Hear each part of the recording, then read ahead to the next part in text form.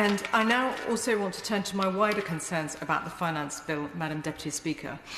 With every passing day, it is clear that we're entering a severe recession, which is going to lead to more poverty, inequality and unemployment if we don't, greater unemployment if the government isn't bold in its response. The Office of Budget Responsibility has already said that the economy could shrink by 35%, with unemployment soaring to 2 million. Youth unemployment is likely to reach 1 million, with an additional 640,000 young people being made unemployed. And we desperately need to support them so that they have hope for the future and we don't lose another generation.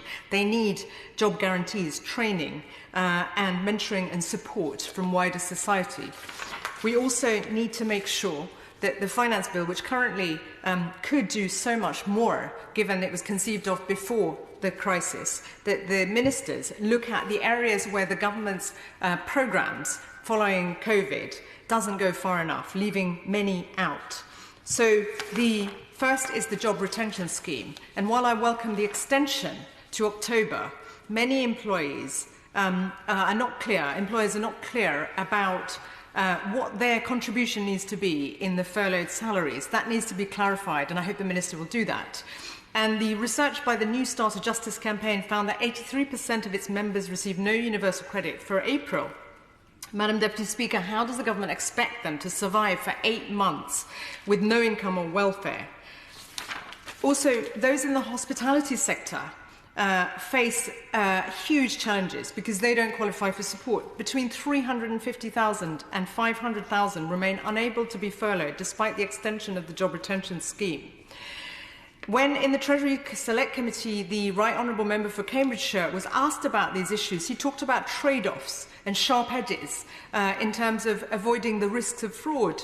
But these are not people who are committing fraud. These are hard-working people, hundreds of thousands of them, who are getting no support from this government. And it is wrong, and it must be corrected. And I hope the Minister will say something about this, because they desperately need our support. The IFS found that estimates that 2 million people who are freelancers in sectors such as the arts and entertainment and the creative industry sector, and who receive self-employment income and not covered by the scheme, while 675,000 people who get over half their income from self-employment will not be covered. The government needs to act to help them.